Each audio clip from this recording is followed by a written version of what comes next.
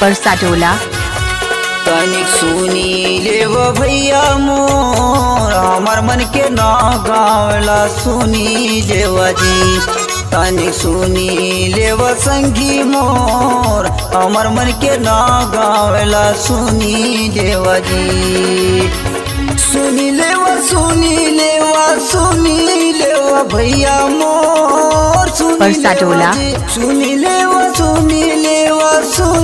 लेवा भाई मोर सुनी लेवा जी। तनिक सुनी लेवा भैया मोर हमार मन के नाव गावला सुनी देवा जी। तनिक सुनी लेवा भैया मोर हमार मन के नाव गावला सुनी देवा जी। डीजे आदित्य परसाटोला। मंडली अध्यक्ष राम सेवा कुलेश धनवासी के रहैया। संगीतकार हैं भीमा भैया रिकॉर्डिंग के करैया कवर्ध के रहैया। परसाटोला। गायक हमें नेहानंद कप के रहैया भैया कप के रहैया। गायक हमें धनवासी के नाम ही टीका भैया मोरे नाम ही टीका भैया। तनिक सुनी लेव भैया मोर हमार मन के ना गावला सुनी देवा जी। तनिक सुनी लेव संगी मोर हमार मन के ना गावला सुनी देवा जी। डीजे आदित्य परसाटोला। एक गायक गणपत नंद जुनवानी की रहैया भैया जुनवानी के रहैया। सहयोगी उमेश भैया परसाटोला की रहैया डीजे साउंड के चलैया। परसाटोला।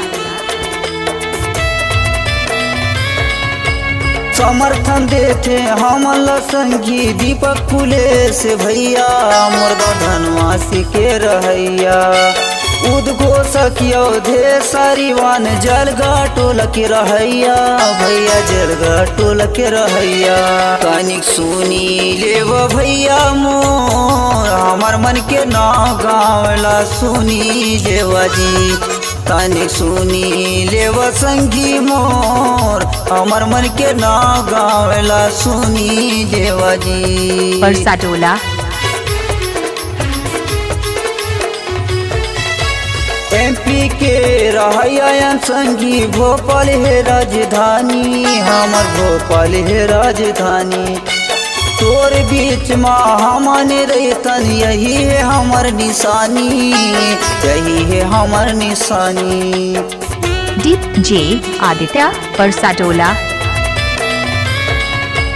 मार्गदर्शन संगी हमला देते नागेंद्र राज भैया बिटिया के रैया। सहयोगी सचिव है संगी ओम प्रकाश भैया कपा के रहैया। तनिक सुनी लेव भैया मोर हमार मन के ना गावला सुनी देवा जी। तनिक सुनी लेव संगी मोर हमार मन के ना गावला सुनी देवा जी। तनिक सुनी लेव भैया मोर हमार मन के ना गावला सुनी देवा जी। तनिक सुनी लेव संगी मोर हमार मन के ना गावला सुनी देवा जी। हमार मन के ना गावला सुनी देवा जी। हमार मन के ना गावला सुनी देवा जी। डीजे आदित्य परसाटोला।